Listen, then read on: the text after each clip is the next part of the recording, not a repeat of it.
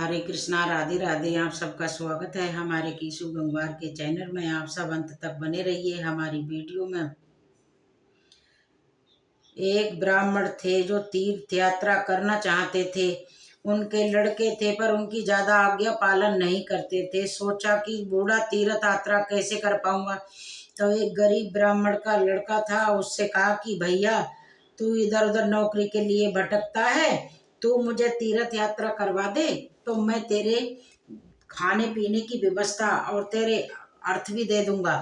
तो वो गरीब ब्राह्मण सोच समझ बोला कि चलो ठीक है, मेरे को तीर्थ भी हो जाएगा और धनराशि भी मिल जाएगी।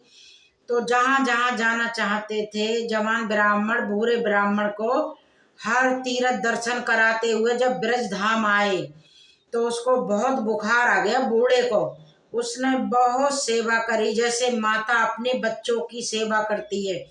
उस जवान ब्राह्मण ने सारी सेवा करी। वो धनी ब्राह्मण था।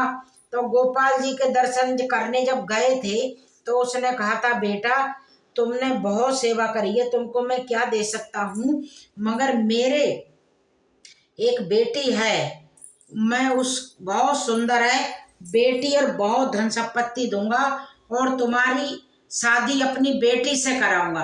तो वो बोला कि बाबा तुम तो ऐसे बोल रहे हो, यहाँ घर में आपके जवान बेटे हैं, वो हमारी पिटाई करेंगे, आप फिर घर जाके भूल जाओगे। बोले नहीं, ऐसे कैसे भूल जाऊंगा कि अपनी बेटी का ब्याह तुम्हारे साथ करूंगा और संपत्ति भी दूंगा। तो बात हो गई, तीर्थ यात्रा करके घर पहुंचे तो बूढ़े की हिम्मत नहीं कि बात कर सके लड़कों के सामने, क्योंकि वो लड़का गरीब था। महीना भर सोचता रहा कि कभी ना कभी सूचना आएगी, मगर वो तो कोई सूचना आनी नहीं थी। तो वो घर गया था और बोला, बाबा आप भूल गए और आपने क्या कहा था। लड़कों ने कहा, ये ब्राह्मण क्या कह रहा है। तो बूढ़ा ब्राह्मण बोला कि बेटी से शादी करने के लिए ये कह रहा है। तो कह रहे उसको दो चार थप्पड़ लगाए और बोले कि तेरी हिम्मत कैसे हुई, तू हमारी बहन से शादी करने के लिए कह रहा है, तेरी औकात क्या है। ऐसे कह के उसको मार पीट के घर से भगा दिया। तो उसको बहुत गुस्सा आ गया कि बाबा ने कहा था। अब लड़कों के स्वरूप देख के बाबा मुकर गए, बोले मैंने तो नहीं कहा था और मुझे याद नहीं। अब उसने कहा, अरे तुमने तो कहा था गोपाल जी के सामने। उनने कहा हमें कुछ याद नहीं है, तो पीट के भगा दिया। अब उस लड़के को इस बात का बुरा लगा कि तीर्थ यात्रा करके आए और तुम कह रहे हो कि याद नहीं है। अब मैं अपनी तरफ से तो कहा नहीं था ब्याह करने के लिए और तुमने हमारा अपमान भी करवाया है, अब तो हम ब्याह करके ही रहेंगे। उसको जिद चढ़ गई तो उसने पंचायत बुलाई और पंचायत में बैठ के कहा कि हमने इनकी सेवा करी और इन्हें ठाकुर जी के सामने हमारे ब्याह की बात करी।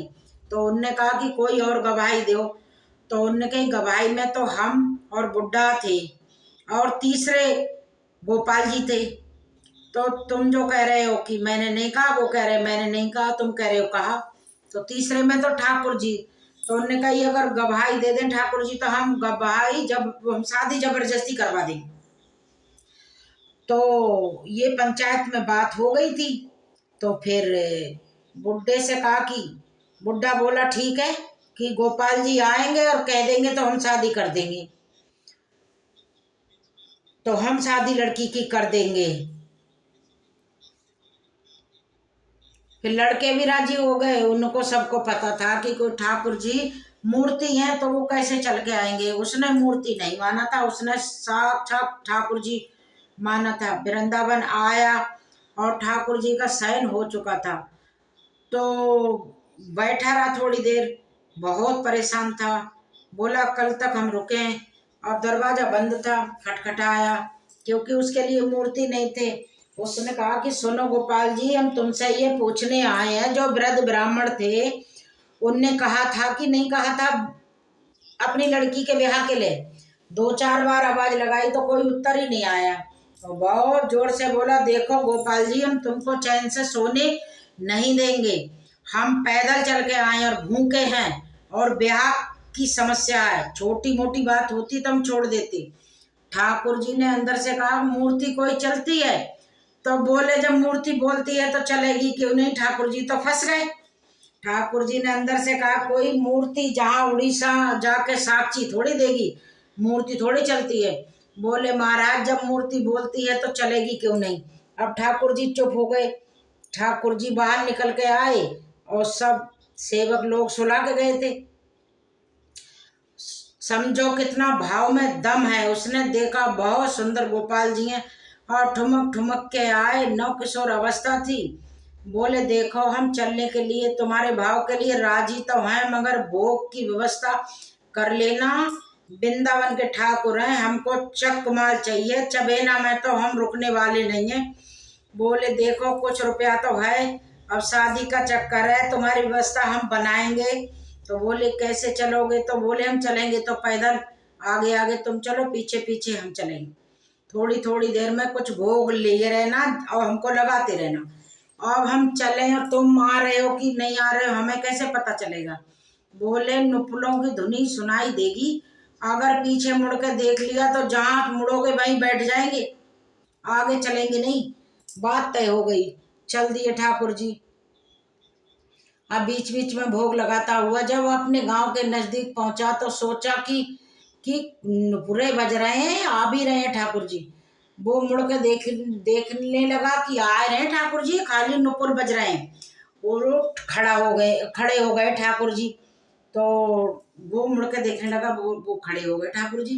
बोले चलो आगे आगे। बोले अब चलो। बोले अब नहीं जाऊंगा, यही वादा था, अब यहीं लेके आओ पूरे गांव वालों को, मैं नहीं जाऊंगा, मैंने तो पहले ही कह दिया था। तो वो भागता हुआ गांव में गया, कह रहा ठाकुर जी आए हैं, वृंदावन से ठाकुर जी आए हैं साक्षी देने के लिए। अब सारे गांव के पंच आ गए। अब बुढ़े की तो कोई हिम्मत नहीं। सब ठाकुर जी ने सबके सामने बोले कि हमारे सामने बुढ़े ने अपनी बेटी की शादी की कही। ये कोई सतयुग की बात नहीं है, ये कलयुग की बातें हैं। हमारी श्रद्धा, हमारा विश्वास, जैसी हम भावना करते हैं, अगर ठाकुर को मूर्ति मान लिया तो वो मूर्ति ही रहेंगे। अगर मान लिया हम भले समझ नहीं पा रहे हैं मगर हमारे ठाकुर जी हैं, तो हम जो छवि देखते हैं तो वो ऐसे ही बन जाते हैं। राधा बाबा के पास ऐसे ही छवि थी और ठाकुर बाबा बात करते थे तो वो मुस्कुराते थे और बात करते थे उस फोटो से। अगर हम ऐसी भावना करते हैं कि हमारे ठाकुर जी हैं तो ठाकुर जी हमारे उस मूर्ति में सिद्ध हो जाते हैं। और हमने मूर्ति मान के पूजा करी है तो हमारे ठाकुर जी मूर्ति ही बने रहते हैं। जैसी भावना भक्त करता है वैसी भावना में मेरे ठाकुर जी अपनी इच्छा रख देते हैं, भक्त की इच्छा पूरी करते हैं और वो वैसे ही बन जाते हैं। हरे कृष्णा, राधे राधे।